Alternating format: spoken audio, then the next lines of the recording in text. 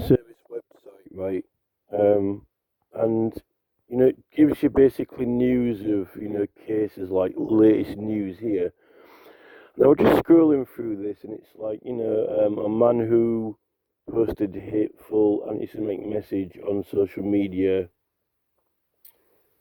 following terrorist attack on Manchester is sentenced. So, and there's other news items here. The thing that the thing with all this, right, is this: people are getting prosecuted for what they say now, mainly because of the ability. It's equivalent to publishing, right? Because social media is like effectively sort of publishing it, or but it's because it's on record. It records everything you say and do. But you know, the worst thing that's happening is that all of the election law is being broken and everyone is doing mass copywriting of election law. It's actually beyond fair use in the Copyright Act anyway, and with the election law on top, it's actually affecting elections, right, widespread. And no, that's actually more serious than anything because these people are getting voted into Parliament and they're the ones who are making the laws, right? Now, because copyright isn't enforced for images, there's no enforcement for copyright. There is for videos on YouTube. They scan every video on YouTube, right, and then they attribute a copyright to it. If they were doing that for images, it'd be totally different, but they're not, right? So they're allowing it to happen now. Nick Clegg said in his interview with Mark Zuckerberg that, how are we going to do all this? Well, what he meant, what he actually knew, what he knew when he said, how are we going to do all this, right, is that take over the social media basically and flaunt all the election laws, right? And they're having a revolution, a social media revolution, but an illegal one. Because Nick Clegg, it's like, how are we going to do all this, right? Nick Clegg, how did he do all these elections? Well, he did them by cheating on Sheffield Hallam Radio, and no one called him out and brought an election petition. And it's not something like, if you do a bribe or if you pay someone to vote for you, right? Treating all these election offences, which if he did it in secret or private or no one knows about it, there's no record and no one knows about it. But the absolutely astounding thing about this election law, right, is that it's all on record. Like, we know that Nick Clegg had a radio show because, like, it's recorded in history, right? And it's just fact. And you don't have to try and, it's not like evidence you've got to try to obtain the evidence. It's, like, well known, right? And the same thing with all these election offences that's going on. The Election Commission are a complete and utter failure. The Electoral Commission are they're not fit for purpose, put it that way. The Electoral Commission are a complete failure, shambles, and not fit for purpose. In fact, they've been put together and designed in order to help the main parties break the law and have a revolution, right?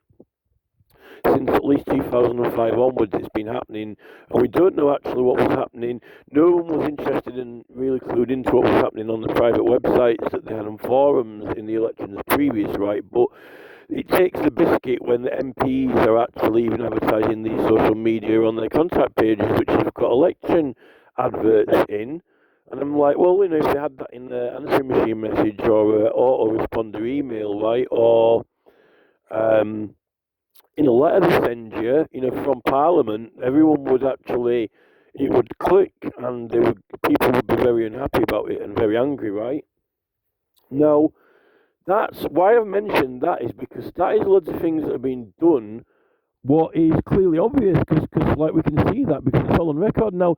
That is the reason why all these people are getting prosecuted for these, crimes, saying things about certain demographics or religious or other groups, and then you've got your protected characteristics like, sex, gender, and race, right?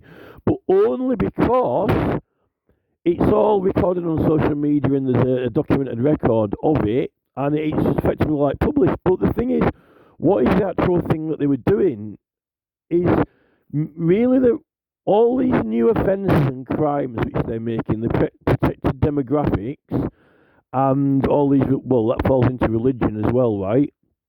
For anti-Semitism and so forth. It's all under freedom of speech. All they're doing is talking and speaking and having an opinion, right? Now, look, if we go back in history, right? If we go back to the medieval period, you weren't even allowed to talk negatively or derogatory or in a bad way about the king or monarch, right? That's treason. And that was before the right to petition and the right to parliamentary cause and casework to without being prosecuted. This is when, like, the king prosecuted even William Prynne and Henry Burton just because of their religious opinion. Well, that's religion, like race, sex, religion, religious opinion against the king's religion, right? And they made that an offence. And they were actually getting people in the Star Chamber for their. Well, that's like now, the modern time. Race, sex, or religion discrimination. Well, it was like discrimination against the religion, right? So, and that was the king. Now, everyone was getting severely punished criminally when they did that. And this is the thing, that all got to put a stop to, right? And then the House of Commons said that, you actually, in the books that I've got, right, you actually can criticize. You weren't allowed to even criticize or disagree with the king, really, or be derogatory or whatever, right? Now, if people reflect badly on the crown now, I think privy councillors have got to report it to the king. But if it is for a political cause or challenge, that they've made the law that you can, complain, right, without being prosecuted if you put it in writing and do it properly, right? Which means you can criticise the religion of the country and ask for it to be changed.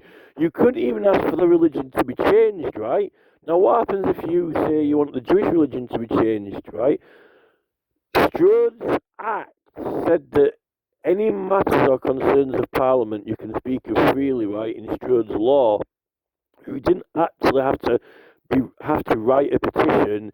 You could actually debate it and discuss it, right? And they're trying to make it now so you can't debate and discuss religion again, or sex or race, right? Really, and Parliament, Parliament are saying everything to do with the Middle Ages, right? They're claiming it's backwards, like they want to push forward with the development of all these houses and progress, call it progress. People who've got cottages and small houses or small villages. They say that, oh no, that's backwards, right? You know, Barry Sheeman even made a comment around that sort of thing, right? That we don't want to be going backwards, right? We don't want to be going backwards. What we're doing in law now is going backwards at a very fast rate. And it's not just. What's happening, right, is all these. We cleared up being able to speak freely about religion and not being persecuted for it, right? And what's actually happened is, notice that when the women got into government and when the women started being in Parliament and the Lords and on councils, right, and they've gradually ended up like the king, when you're not allowed to discriminate against sex, challenge it, or make jokes about it, or whatever. So it's like, as the women got into power and government, they became like little kings, right? And then now the same is happening about all the foreign people coming into the country, right? As foreign people come into the country, they're becoming like little kings. Like, oh, you can't criticize my religion, you can't criticize my race, you can't criticize my sex. So everyone's becoming like the king used to be, but we actually put a stop to that because they said it was wrong.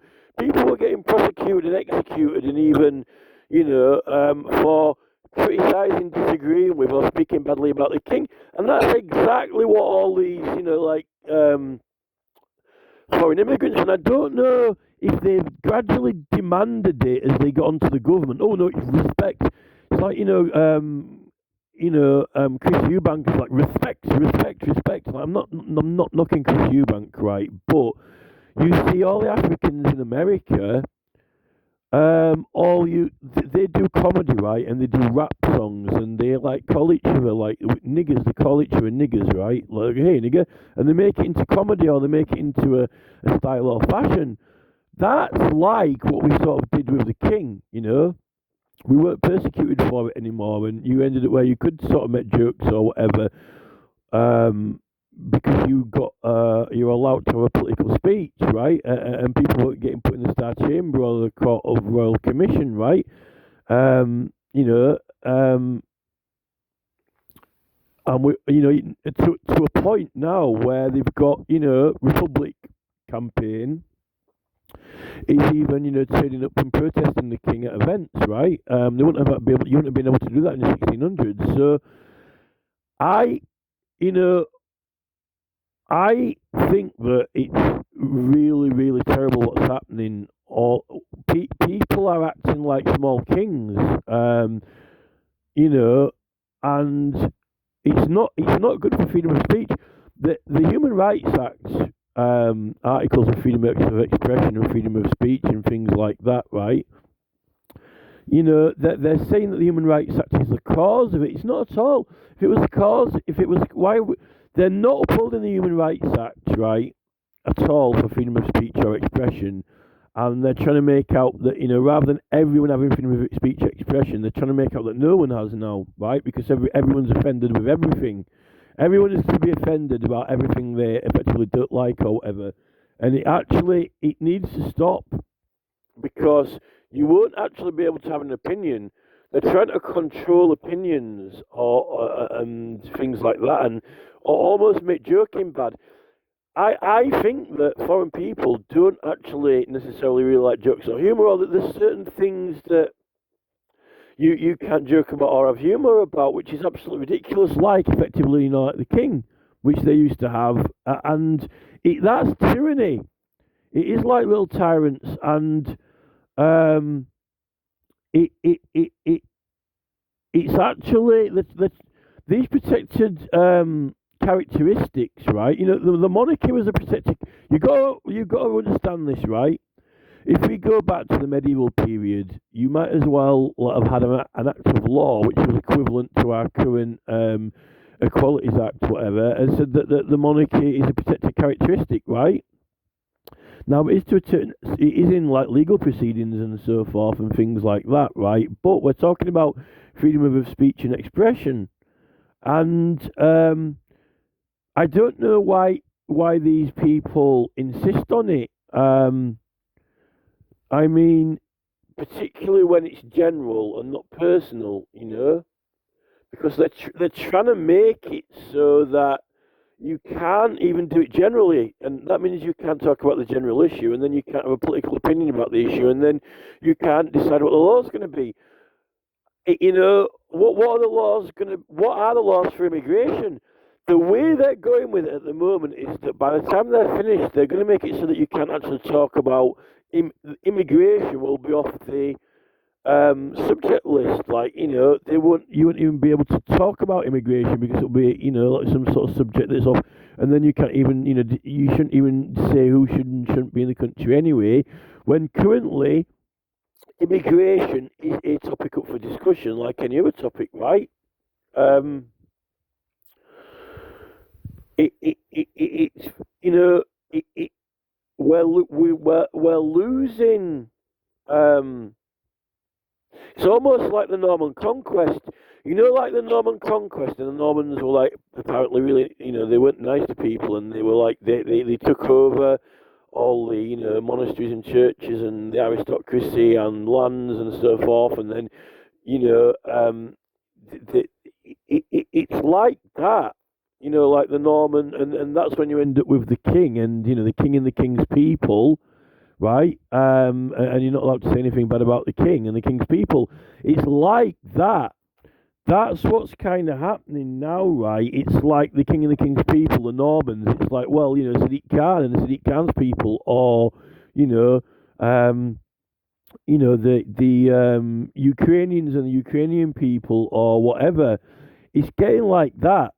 And I wanted to actually make a video about America and what's happening with, this whole, the Section 230, when they can take stuff down on all these platforms, having their policies that no one voted for and no one elected them, and they've got monopolies over everything, and then they're trying to introduce it as the new sort of governance, and MPs are advertising it on their websites, even though they're the ones who are breaking the law, clearly, right? But there's something else to be said about that. I think that, a lot of MPs now are saying, oh, we need to scrap the Human Rights Act, when actually it's not even been complied with, because, they've totally written off the right to life, and then, by all this assisted suicide and abortion laws, and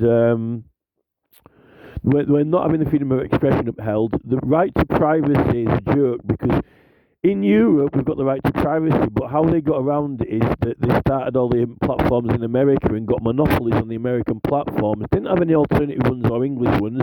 Sergey Brin completely, totally outcompeted all the other search engines. He took he ruined the notepad for other apps and made his better, and then made the others not work properly, and things like that with certain things that he did. And he's literally a megalomaniac, right? Oh yeah, he's doing, he's got so much more money than God, that he's got, all this science research and medical research and protein alphabet and all this, right? That's a monopoly, and they're all forcing us to accept their policies, when they've got a monopoly and they're taking over the other businesses and they're the only business, and then all other businesses are under them, like Jeff Bezos with Amazon, right? Everyone works for Jeff Bezos, all sellers are under Jeff Bezos, right? And everyone's got to accept consent to submit his policies, right?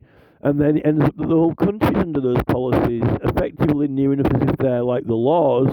That's a monopoly, and not a democratic one that you voted for. I think that this is definitely identified as a foreign invasion now. And, if you say, well, it's not a military one, there's no weapons.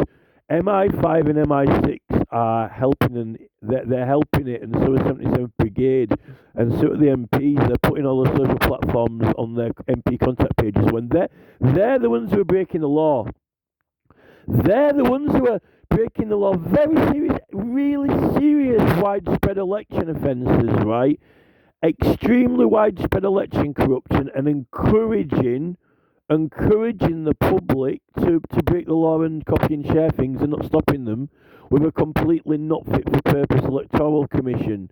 And then, we've got these new tyrants who come in, who are demanding that we be criminally prosecuted for our freedom of expression and speech, right? When it's in the Human Rights Act, freedom of expression and speech, right?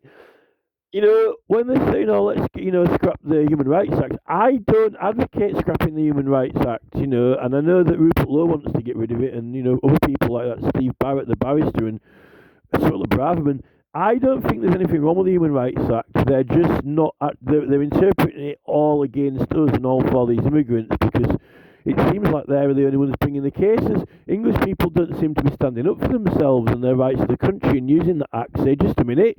That act's for us. We've got freedom of speech, right? No one's actually doing that.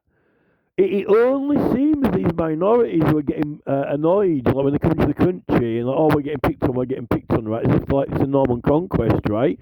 And they're actually, rather than taking over by arms and weapons and force, they're taking over by these new laws, like the Equalities Act, right?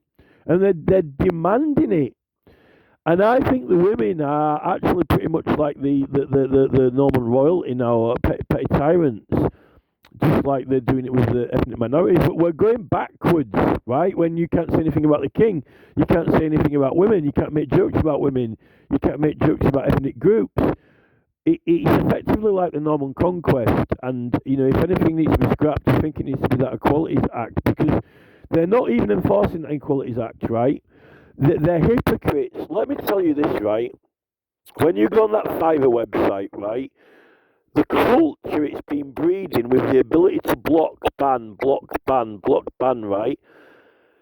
If you talk to a seller, right, who's like selling a service for YouTube videos, if you just ask him a simple question, right, and he doesn't like you or your tone of attitude, or you haven't even got a tone of attitude, just like, he didn't want to provide you with a service, right?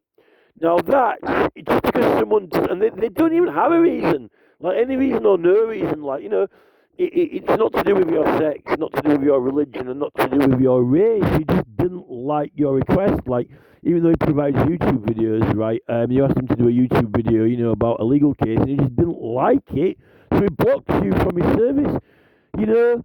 He's there to provide YouTube videos. If he doesn't want to provide YouTube videos, right, then he shouldn't be on there. And what we've got now is it's gone beyond the Equaluties Act. It's gone beyond discriminating against sex, religion, or race, right? By having the ability to like or dislike things, and Google proved this. YouTube proved this. They found that people were just using the thumbs down. Apparently, they were claiming they've presented the evidence for this. It's on record, right? That they removed the thumbs down button because people were abusing it and apparently, rushing the videos. Now, that is exactly the same model and effect of what's happening now on, like, the Fiverr site and these services sites, where basically you make a request to them and it falls within their service and they don't like it, and it's like them giving you the thumbs down, right? Just blocking you. Now, that is completely against consumer rights and trading standards. They wouldn't do it in person in the shop, I'm sure. If you just walked into the shop and they're like, I don't like you, but why? It's not because of my sex, race, or religion. Like, they might not like me because, like, I look poor or I look posh, or because, like, I wear travel clothes, or because I wear sports clothes, or because I'm, wear shorts, or whatever reason. But that's what's happening, because they're getting used to this ability to block, and anything that annoys them, they're just like, they're like, it's like zero tolerance on everything, right? But YouTube and Google prove that. They proved it on the thumbs down. So they removed it.